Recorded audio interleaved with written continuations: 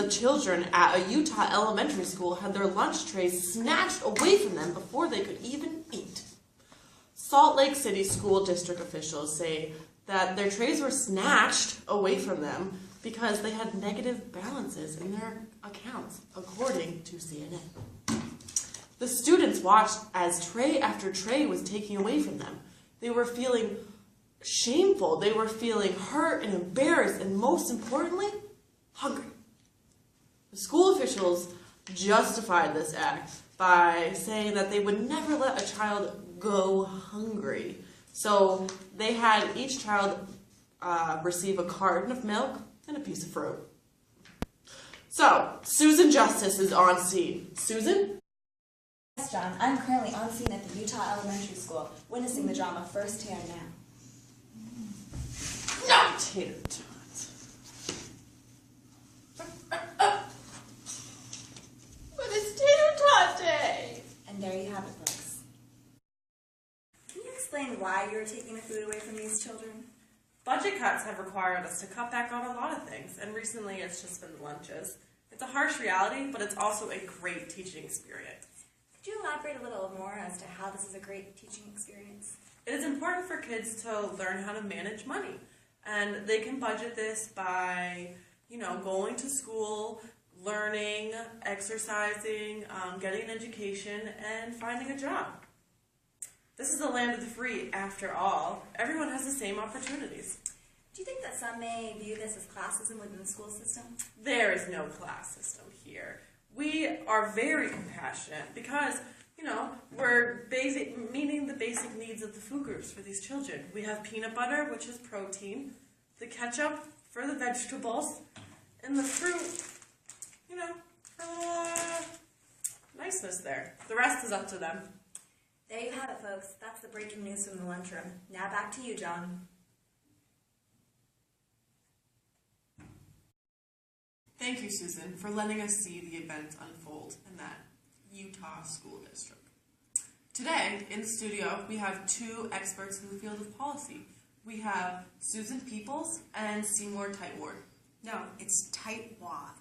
Yeah. Tightwad. Mrs. Peoples, can you tell us your perspective?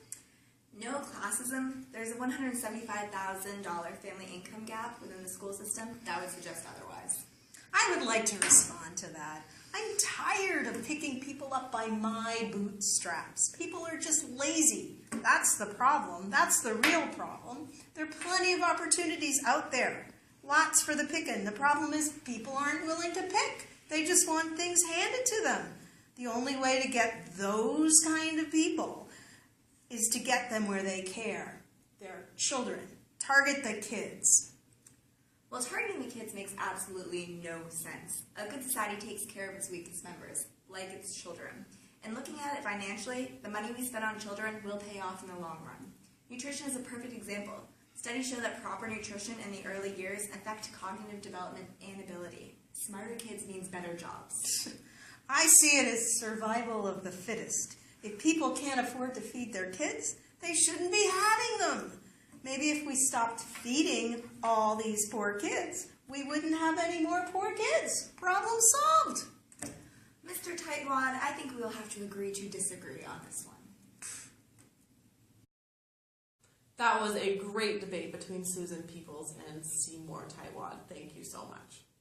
As you can see, there are significant inequalities in the school systems today. The biggest concern we are faced with are the disparities in resources between the classes in the United States. Those who are financially stable are able to provide for their school systems, while those who are not financially stable are at a disadvantage. As Susan explained, the wealthy families have continued to see growth in their income, while those who are at a lower percentage have hardly seen any change. Does this mean that children across the nation will no longer be getting taught for lunch anymore if their school cannot afford it? Or what about chicken patty sandwiches? Fajita Fridays? What in the world are parents supposed to pack their kids? This is too stressful to think about. Now, for a moment of the Zen. Oh, I love those tater tots. I can't get enough of them. Thank you.